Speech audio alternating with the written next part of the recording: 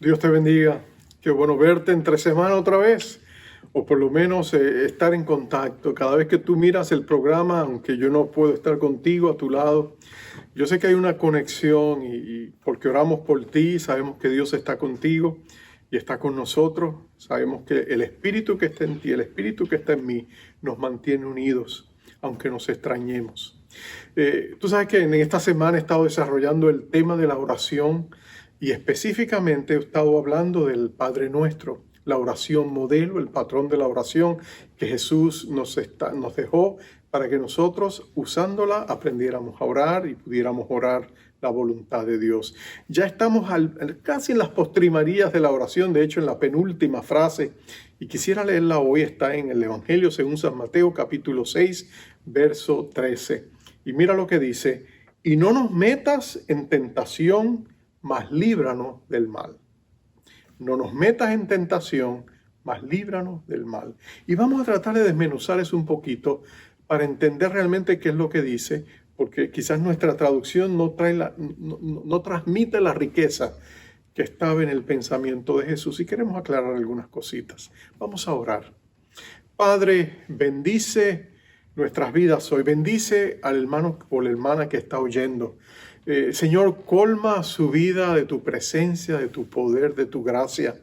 Señor, que en medio de los desafíos que enfrenta, él o ella pueda saber que tú estás tan cerca de ellos, que no puedes estar más cerca que su piel. Tú estás en el corazón de cada creyente.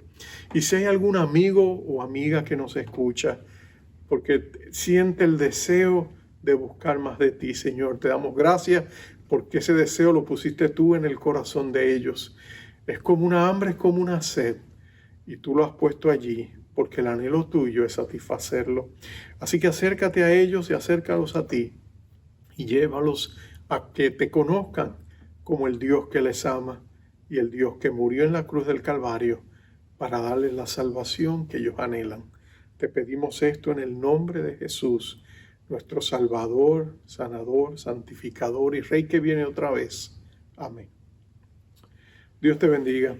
Hace unos años atrás escuché una anécdota un poco jocosa. Se trataba de un hombre que trabajaba en las noches, salía como cerca de las 4 de la mañana, ya moviéndose hacia las 5, pero no trabajaba muy lejos de su casa, así que él caminaba hasta su casa, pero en el afán de llegar a la casa, poder descansar y salir de las intemperies del tiempo, él atrechaba por un cementerio y pasaba por allá corriendo porque, bueno, no le gustaba el ambiente de lo que estaba allí.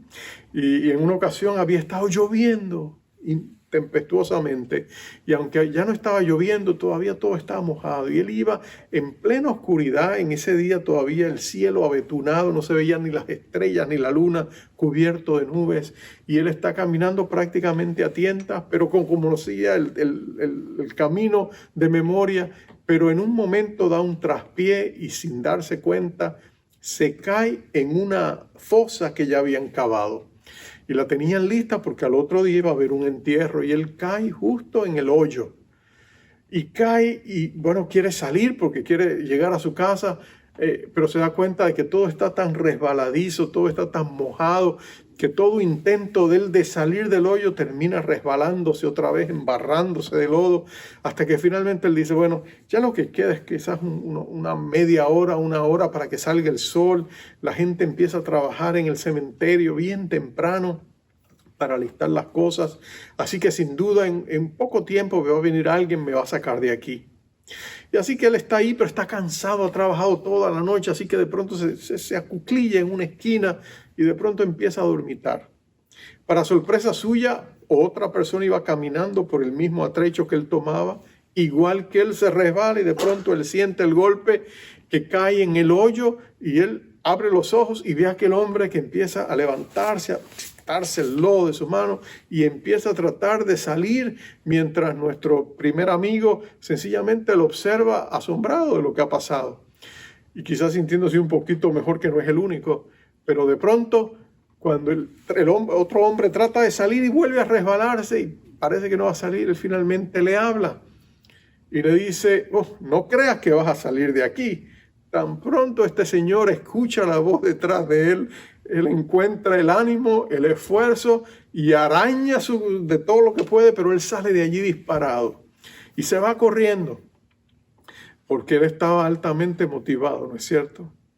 Bueno, cuando hablamos de la tentación, es caer en un hoyo. Es cuando de pronto somos atrapados, cuando de pronto caemos en medio de la tentación. Jesucristo habla de la tentación y Él dice y que parte de nuestra oración es que Dios nos libre de caer en la tentación, pero también que nos libre del mal o del maligno. ¿Qué exactamente estaba tratando de decir Jesús? Jesús estaba hablando del perdón en la última frase que vimos, la importancia de recibir el perdón de Dios y la importancia de perdonar a los demás. Es inmediatamente después del perdón que él habla de la tentación y del maligno y del mal que nos rodea a nosotros. Tú y yo sabemos que después de conocer a Cristo, el anhelo de nuestro corazón es vivir para Él, vivir la vida que a Él le agrada. Pero no toma mucho tiempo para ti y para mí descubrir que hay fuerzas dentro de nosotros que batallan en contra nuestra, que hay debilidades dentro de nosotros que nos inclinan hacia la maldad, que hay una naturaleza pecaminosa en nosotros que nos quiere hacer pecar. La pregunta es cómo lidiamos con eso. Sabemos que vivimos en un mundo que nos rodea constantemente de tentaciones. No tenemos que salirlas a buscar, llegan a nosotros. Las encontramos hasta en nuestras propias casas y llegan a nosotros por televisores y computadoras y hasta teléfonos celulares. ¿Cómo manejamos eso? Y además de eso, la Biblia nos dice que hay un adversario que intencionalmente vive para hacernos tropezar. Ante todos esos enemigos internos y externos, ¿cómo nosotros podemos manejar esto? Y Jesús nos dice, la oración es la clave para nuestra victoria. Vamos a mirar cuidadosamente a este pasaje para explicar ciertas cosas. Mira, hay 3 palabras clave, la palabra tentación, la palabra líbranos y la palabra mal. Cada una de esas 3 palabras tienen un rico valor en el idioma original. Fue escrito en el griego koiné, el viejo griego antiguo en que fue escrito el Evangelio. La primera es la palabra tentación. La palabra que se traduce tentación, peiraismos en el griego, literalmente lo que significa es prueba, aflicción, tribulación y luego significa ser tentados o probados. De hecho, en la Biblia se usa frecuentemente. Santiago capítulo 1 verso 2 dice, hermanos míos, tened por sumo gozo cuando os halléis en diversas pruebas, peiraismos. Él continúa hablando de la prueba, de la tentación, como si fueran en cierta medida intercambiables. Dice en el verso 13 y el verso 14, cuando alguno es tentado, no diga que es tentado por parte de Dios, porque Dios no puede ser tentado por el mal, ni tienta a nadie, sino que cada uno es tentado cuando de su propia concupiscencia es atraído al pecado. Entonces la concupiscencia, después que ha concebido, da a luz pecado, y el pecado siendo consumado da a luz muerte. Entonces ahí él declara que muchas veces, Dios no es quien nos tienta. Dios no nos hace caer en tentación. La tentación viene a nosotros. A veces las pruebas vienen y en las pruebas Dios nos ayuda a ver cosas de nuestra vida que necesitan ser mejoradas. Por eso Martín Lutero solía decir que la tentación es una bendición, porque nos revela lo que hay en nuestros corazones.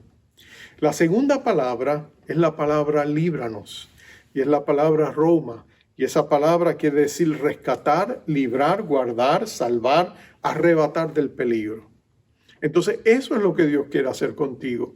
Dios quiere librarte, quiere salvaguardarte, quiere protegerte, quiere arrebatarte del peligro.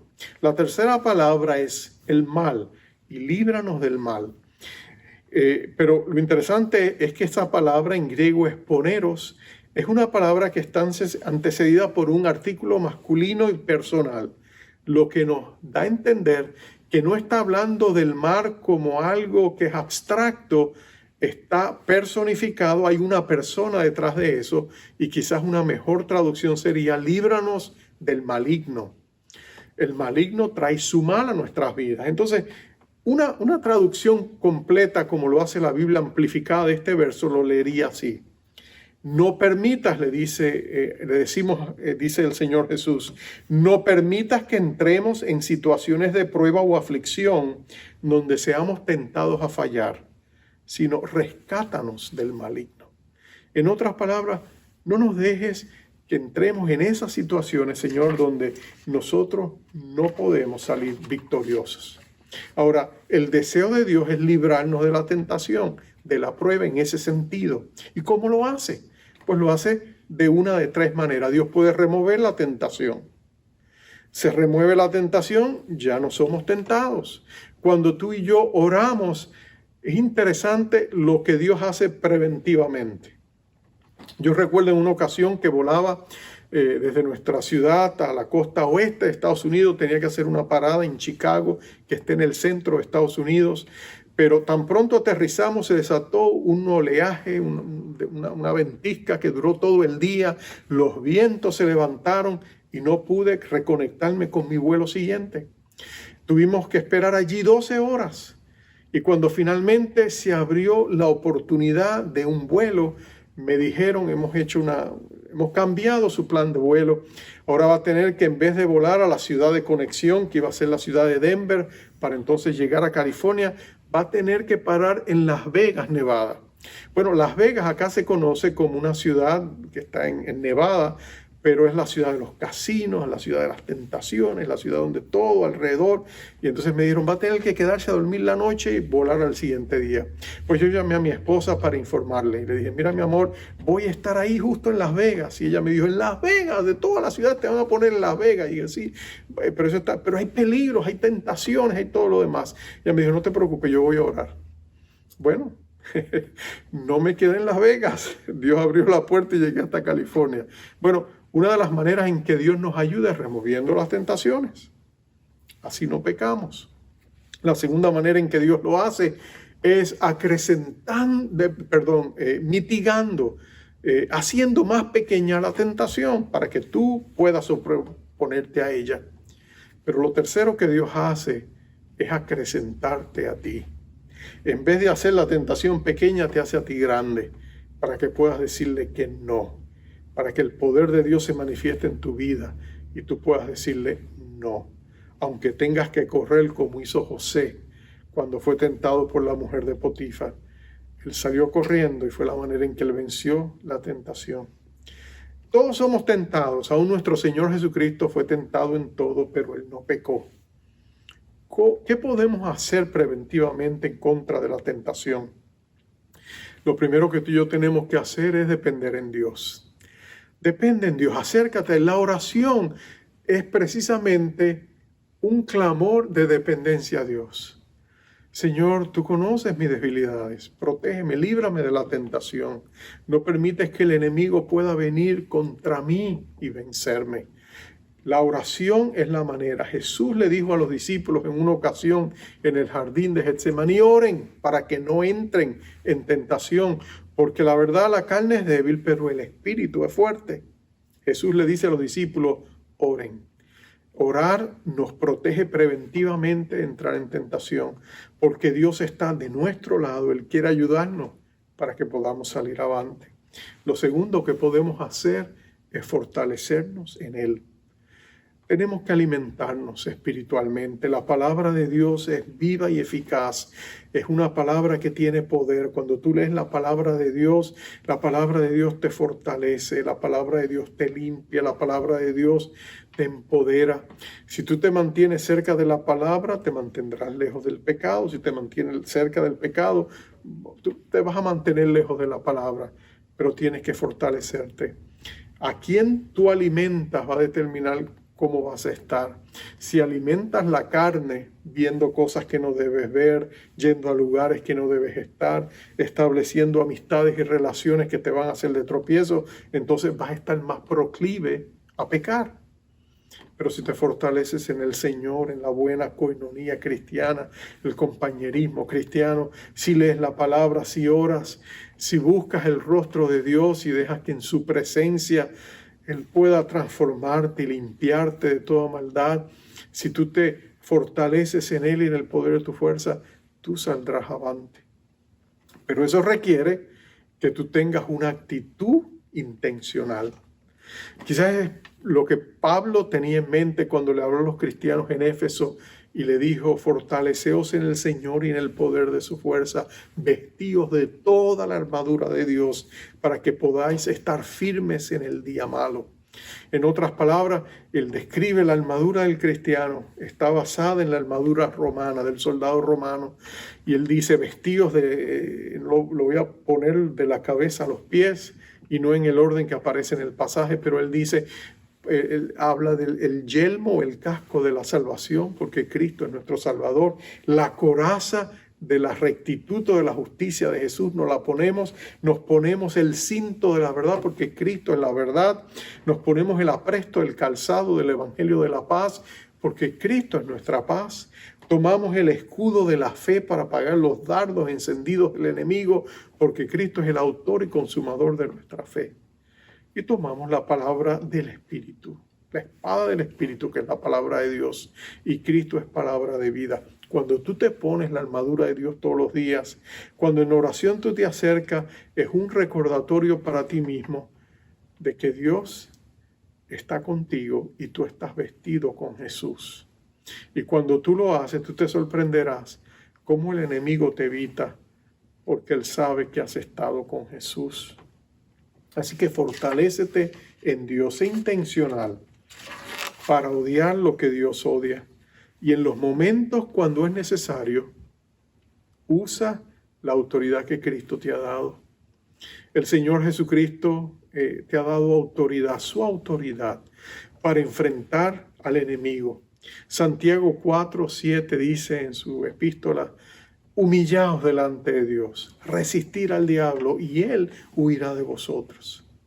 Bueno, él huye de nosotros no porque nosotros le asustemos, sino porque humillados delante de Dios recibimos la presencia y el poder de nuestro Señor.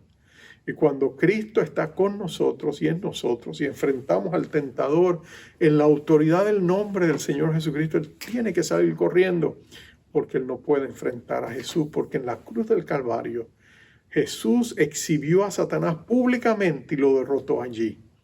Y no hay demonio que sea más poderoso que Jesús. Una gota de la sangre del Señor Jesucristo es más poderosa que todo el reino de las tinieblas.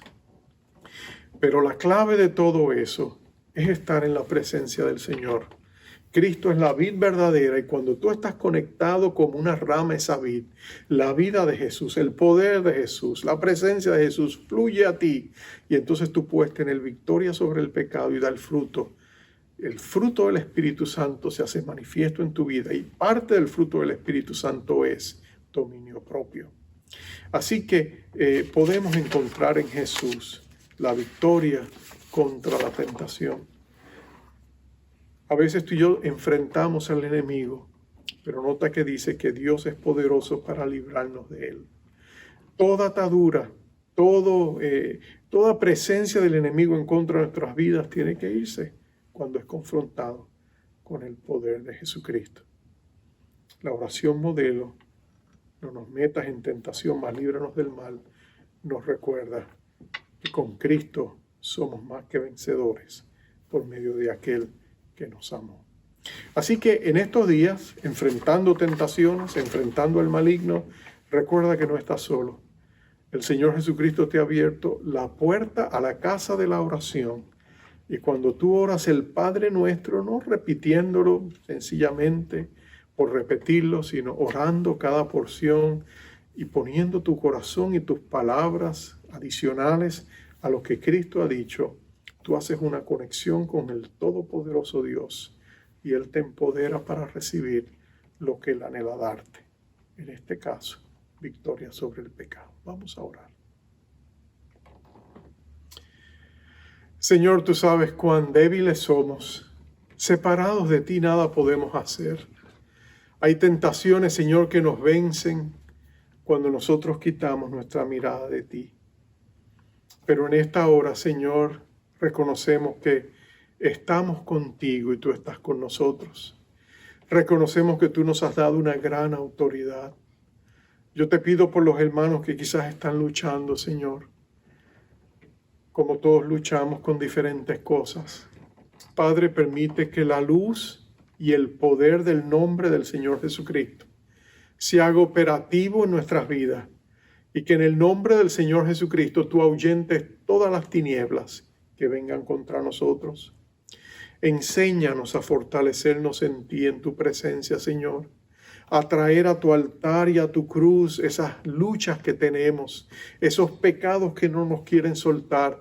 Ayúdanos a traerlos hasta la cruz, renunciar a ellos allí, confesarlos por lo que son y, Señor, en la autoridad del nombre del Señor Jesucristo, comandar a todo espíritu del enemigo que esté tratando de tentarnos con nuestras debilidades, a que partan de nuestra presencia y vayan a los pies de Jesús, donde tú estás poniendo a todos tus enemigos. Ayúdanos a fortalecernos en ti, en el poder de tu fuerza. Y gracias que el anhelo de tu corazón es darnos victoria tras victoria frente a las huestes del mal, porque tú eres nuestro poderoso Salvador y tú eres nuestro santificador. En el nombre de Cristo, para tu gloria te lo pedimos. Amén. Quisiera enviarte con la bendición sacerdotal. Jehová te bendiga y te guarde. Jehová haga resplandecer su rostro sobre ti y tenga de ti misericordia. Jehová alce sobre ti su rostro y ponga en ti paz. Gracia y paz para ti en este día. Dios te bendiga.